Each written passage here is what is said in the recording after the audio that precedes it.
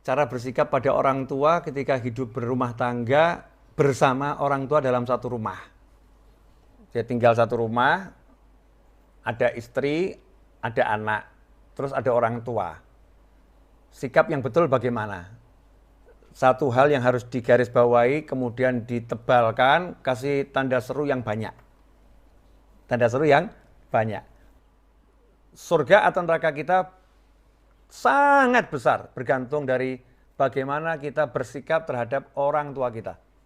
Kalau kita bersikapnya benar, dapat ridha Allah, bersikapnya nggak benar, dapat murkanya Allah Ta'ala. Itu yang pertama. Kalau udah paham seperti itu, maka prioritas yang paling tinggi adalah orang tua. Bukan istri, bukan anak, bukan cucu, bukan cicit.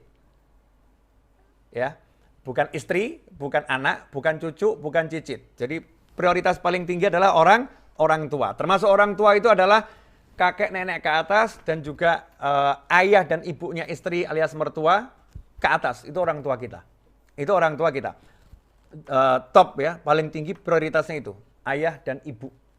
Nah, sekarang dalam satu masalah kita berbeda pendapat dengan ibu atau ayah. Gimana cara menyikapinya? Simple.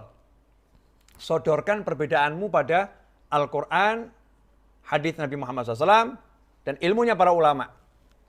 Kalau ternyata yang dianjurkan ibumu, orang tuamu, tidak bertentangan dengan Al-Quran, tidak bertentangan dengan hadis, tidak bertentangan dengan anjuran para ulama, ya, maka wujudkan apa yang diinginkan ibu atau ayahmu. Kesampingkan keinginanmu. Tapi saya pengen keinginan saya terlaksana. Boleh. Gimana caranya? Caranya adalah sambil kamu wujudkan keinginan orang tuamu, mulai gunakan semua kekuatanmu dalam berbicara, dalam bersikap, ya dengan santun, dengan indah, dengan baik. Rayu orang tuamu untuk mewujudkan apa yang kamu inginkan. Contohnya saya dulu mau nyantri nggak boleh. Ibu saya melarang. Nggak boleh ke pesantren, nggak boleh kuliah ke kampus. Bolehnya kalau di kota Solo. Keluar dari Solo nggak boleh. Intinya ibu saya mirip Nabi Yakub alaihissalam. Nggak bisa pisah dari anaknya, cinta gitu. Nah sementara saya melihat pengennya kuliah di Bandung atau di Surabaya waktu itu. Karena jurusan yang saya cari, teknik informatika atau ilmu komputer adanya waktu itu yang bagus di ITB atau di ITS. Di masa itu ya. Di ITB atau di ITS. Berarti udah pupus nih. Nggak mungkin saya bisa ke Bandung atau ke Surabaya untuk ke ITB atau ke ITS. Saya turutin ibu saya. Saya nggak kuliah. Bayangkan ya, di sekolah itu ya nggak jarang dapat juara 1 atau juara 3. Pernah juga juara 20. 20 kan tetap juara ya. EQ di atas rata-rata. Guru-guru saya di sekolah mengatakan, jangan sampai kamu nggak kuliah. Sayang, eman-eman. 1 tahun saya belajar untuk UMPTN saat itu. Tiba-tiba ibu saya ngomong seperti itu. Buat anak itu kan berat. Tapi ya saya pilih ibu saya, karena di situ surga saya. Kampus nggak jamin saya masuk surga. Tapi kalau menurut ibu saya, jaminan dari Allah pasti masuk surga. Ridhollah fi ridhol walidain. Saya ikutin ibu saya.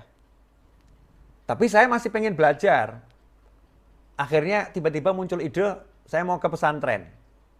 Mau ke pesantren, nggak lama. Kalau kuliah kan harus lama. Ke pesantren sebentar aja. Maka dalam waktu beberapa bulan, saya rayu ibu saya. Rayu, bener-bener dirayu. Berbulan-bulan dirayu. Boleh ya ini biar diizinkan ke pesantren. Hanya sebentar saja, 6 bulan pulang. 6 bulan pulang. Harapan saya kalau udah nyantri nanti 6 bulan, nggak disuruh pulang. Harapannya.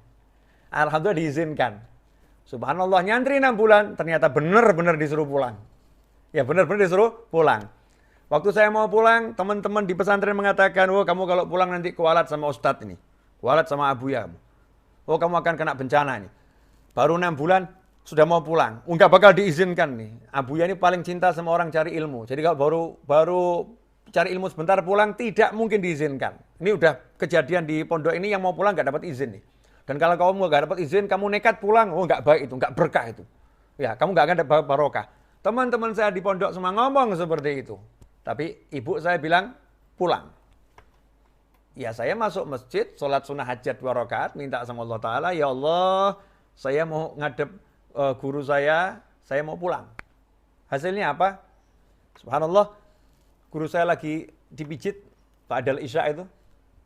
Kemudian ruangan kantornya lampunya dimatikan, gelap, remang-remang saja yang nyala.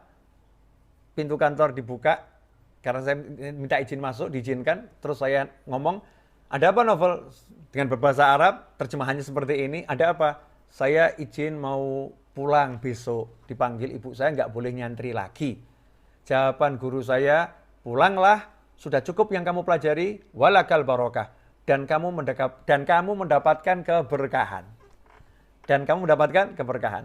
Itu semua berkat karena tetap kita jadikan top priority adalah orang tua, ibu atau ayah. Prioritas paling utama. Bahkan sebagian ulama mengatakan, kalau kamu mengutamakan anakmu di atas orang tuamu, maka kamu anak yang durhaka. Jadi kalau kita utamakan anak kita ini di atas orang tua kita, kita anak durhaka. Misal ibu sakit, anak sakit. Semua mau dibawa ke rumah sakit. Ibu minta dibawa berangkat ke rumah sakit dulu, istrimu bilang anak kita dulu. Istrimu bilang anak kita bawa rumah sakit. Ibu sekarang rumah sakit, ibu sekarang rumah sakit. Kalau kita milih anak kita dan kita menjadikan ibu kita nomor 2, maka bukan anak yang berbakti. Karena mengutamakan anaknya di atas orang tuanya. Seharusnya anak engkau di rumah dulu, ibu manggil saya. Maka berangkat ke rumah sakit, antarkan ibunya, baru dia antarkan orang tuanya. Kalau memang harus seperti itu. Kecuali ya ngomong dulu sama ibunya, Bu, ya saya mau antarkan ibu, tapi ini cucu ibu lagi sakit. Boleh nggak saya antarkan anak dulu ke rumah sakit? Tetap prioritas di hati adalah orang tua. Selanjutnya kalau mau ngantar anak, tanya dulu sama ibunya.